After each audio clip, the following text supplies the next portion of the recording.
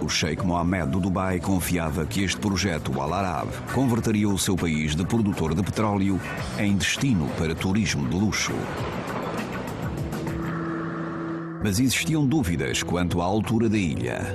O arquiteto Tom Wright queria que fosse o mais baixo possível, para dar a impressão de uma vela a erguer-se do mar. Discutimos muito sobre a altura da ilha. Do ponto de vista do projeto, eu queria que as pessoas estivessem perto do mar. Isso colocou-o desde o início em rota de colisão com Mike McNicholas, responsável pela segurança da ilha. O Tom queria que a ilha fosse tão baixa quanto possível, ao nível do mar. Eu, por outro lado, tinha que proteger a ilha. O maior medo de McNicholas é que as ondas galgassem sobre a terra, danificando o hotel, ou mesmo arrastando os hóspedes para o mar. Inicialmente, os engenheiros planearam construir uma ilha usando rochas disponíveis na região e com provas dadas, mas Wright rejeitou-as. A ilha teria de ser demasiado grande para repelir eficazmente o mar. Para manter a ilha baixa, McNicholas experimentou os inovadores blocos de concreto, concebidos para reduzir o impacto das ondas. Ninguém usara algo assim no Golfo. Tive que insistir para que fizéssemos os testes no tanque. Era a única maneira de garantir que a ilha seria segura. Estes testes reproduziram o poder das ondas mais altas, fazendo-as embater numa série de modelos com diferentes configurações. Após 3 semanas de testes, provou-se que estes blocos, ocos, iriam funcionar. A equipa de construção erigiu a ilha sobre encostas rochosas, cobrindo-as com uma armadura de concreto para absorver a força das ondas. Estes engenhosos blocos funcionam como uma esponja. Quando as ondas embatem, a água passa no seu interior, anulando a sua força. Com a ajuda dos engenheiros, Tom Wright ganhou a sua batalha por uma ilha segura, a apenas 7,5 metros acima do nível do mar.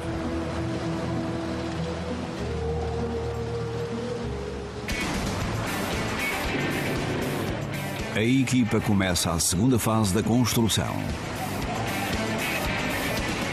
No centro da ilha, os trabalhadores colocaram inúmeras barras de ferro, fixando-as a cerca de 20 metros de profundidade. Isso deu origem a uma muralha triangular em aço, conhecida como a Fundação, que constituirá a estrutura da cave do hotel assim que retirarem a areia do interior. Mas a remoção da areia pode ser perigosa.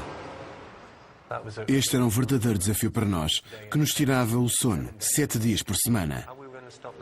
Como é que iríamos impedir a água de infiltrar e dar a volta à estrutura? E de afundá-la? O mar constitui uma força descomunal. Esta pressão força a água através da areia e ameaça inundar a estrutura por dentro. Para manter o mar afastado, Mike injetou cimento líquido na areia para selar esta muralha de aço a partir de baixo. Mas conforme a areia era removida do fundo, existia cada vez menos peso para conter a força do mar. A base de cimento vai ser testada até ao seu limite. No pior dos casos, a pressão causada pelo movimento da água poderia ter rebentado com o fundo da fundação, como uma rolha de champanhe. Se os cálculos de Mike estiverem errados, a escavação será inundada, matando centenas de trabalhadores. Mas ele defende o seu projeto. Com a fundação selada com o cimento, as escavadoras preparam-se para remover a areia. E como responsável, ele não deixa os trabalhadores enfrentarem sozinhos o risco. Senti que teria de ser um dos primeiros lá embaixo, no fundo da escavação, olhando para metros acima de mim e pensando que do outro lado estão 7.500 toneladas de pressão do mar a fazer força. Prova, tanto a muralha como o cimento passaram com distinção.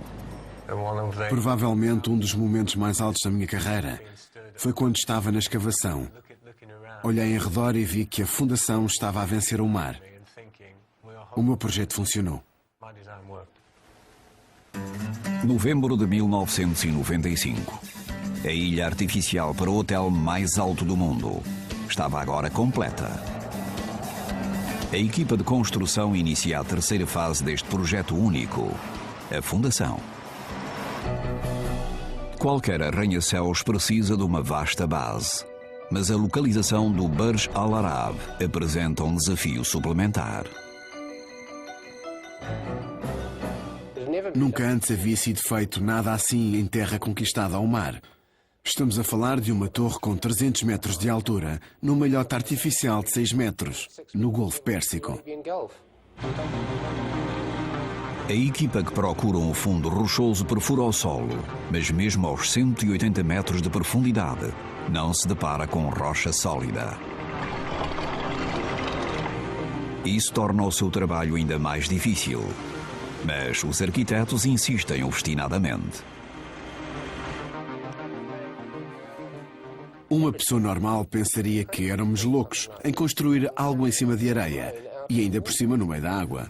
Como é que uma estrutura com 300 metros poderia suportar terremotos e ventos de 150 km por hora, com fundações assentes em areia?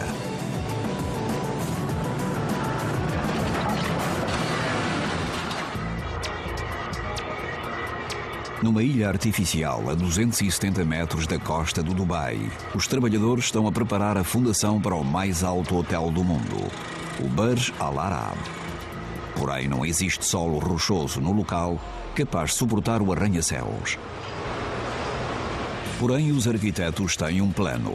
Eles querem fundear o Al Arab em pilares de concreto reforçado, colocados profundamente na areia.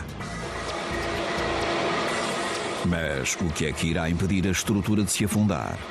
Eles confiam num efeito conhecido como fricção dérmica, a resistência que impede duas superfícies rugosas de deslizarem ao tocarem-se mutuamente. A fricção dérmica resulta do contacto entre a areia e a superfície do pilar. Quanto maior o pilar, quanto mais profundo for, maior será o efeito. Vou demonstrá-lo agora batendo-lhe. Repararão que, a princípio, este se move rapidamente com os primeiros impactos, mas que agora começa a dar-se apesar de eu não o atingir com mais ou menos força. É a fricção dérmica a começar a fazer efeito. Assim que a fricção entre o poste e a areia é igual à força do martelo, o poste não avança mais. Mas o processo de crispe só fundirá o Al Arab se a areia for suficientemente compacta para criar resistência em torno dos pilares do edifício. As brocas retiram amostras de areia que são seladas e enviadas para análise. Se os resultados indicarem que a areia está demasiado solta, os pilares que sustentam o edifício poderão ruir. A geografia do Dubai é um motivo de preocupação generalizada. O país está situado perto de uma falha geológica que torna esta superestrutura vulnerável aos terremotos. Junho de 1964, um terremoto de 7,5 de magnitude na escala de Richter atingiu Niigata, no norte do Japão. Como esta área estava assente em areia, os tremores fizeram ruir edifícios de apartamentos de uma só vez. Isto não é um colapso típico de um terremoto. É um fenómeno devastador conhecido como liquefação. À medida que os grãos de areia se agitam, preenchem quaisquer bolsas de ar, ocupando menos espaço. O solo deixa de portar-se como um sólido e passa a agir como um líquido. Em solo arenoso, qualquer edifício pode simplesmente ruir. Quando chegam os resultados dos testes de perfuração, há boas notícias. No fundo local de construção, é encontrado o solo rochoso e compacto. Não há ameaça de liquefação. Mas serão as fundações suficientemente profundas para que a fricção cutânea as mantenha firmes? Não iríamos correr quaisquer riscos e perfuramos os pilares mais 8 metros. Crisp idealizou fundações 20% mais profundas do que o originalmente planeado. Estes 250 pilares de concreto têm um comprimento conjunto de mais de 10 km, 35 vezes mais do que o arranha-céus que irão suportar. Este edifício teve que suportar o pior, que o Golfo